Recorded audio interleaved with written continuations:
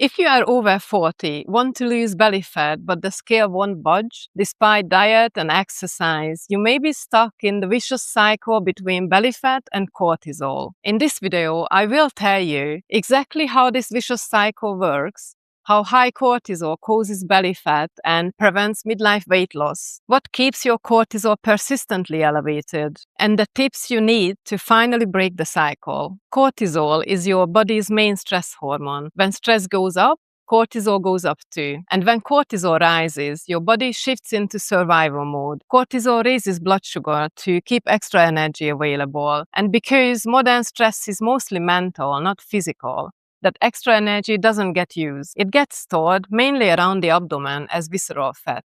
Visceral fat is the deep fat that sits underneath the abdominal muscles and wraps around the organs. A small amount of visceral fat is normal, but too much of it shows up as stubborn belly fat and increases the risk of metabolic problems over time. What many women don't realize is that visceral fat isn't just sitting there as passive storage inside the belly. Unlike the soft, pinchable fat under the skin, visceral fat is hard and metabolically active. It is very sensitive to stress and hormones. It constantly sends signals to the rest of the body.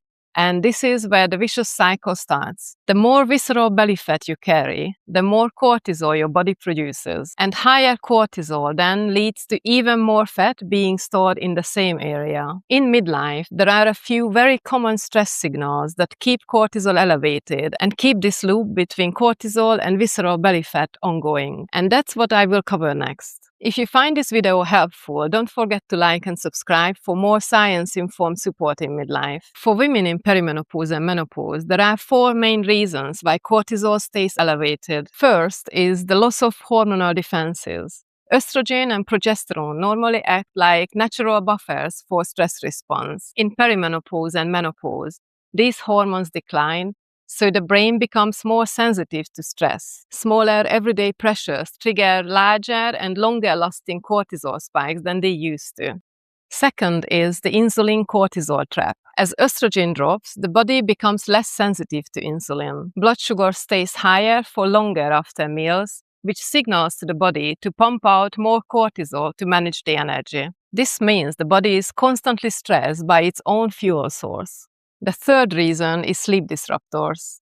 Women in midlife often face fragmented sleep. Dropping estrogen levels cause night sweats, and the lack of calming progesterone makes it harder to fall asleep, and it keeps anxiety level high. Broken sleep means that cortisol stays higher and women wake up wired but tired, making it even harder to fall asleep the next night. And the fourth reason is the sandwich squeeze.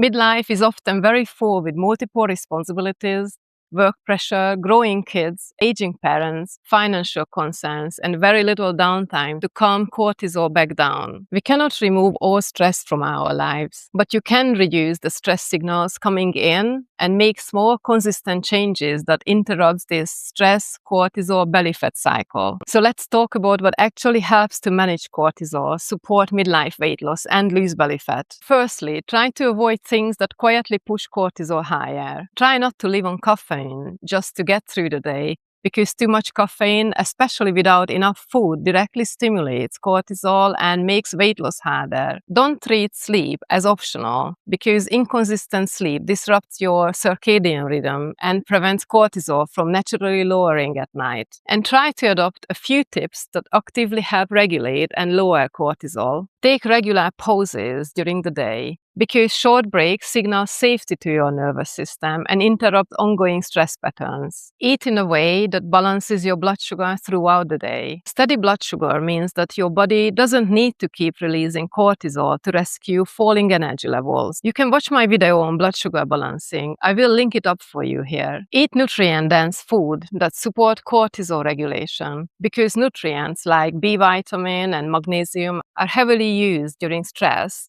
Think about leafy greens, legumes, whole grains, nuts, and seeds. Make sure you move your body frequently and regularly, not just intensely, because consistent movement reassures your body that it is capable and safe, which helps lower baseline cortisol. One of the most important tips is to keep a regular bedtime and wake-up time, because cortisol follows a rhythm. It rises in the morning and drops in the evenings. And the rhythm only works with consistency. Try to get daylight exposure early in the morning because early sunlight helps set your circadian clock, which then helps lower cortisol in the evening and get a better sleep at night.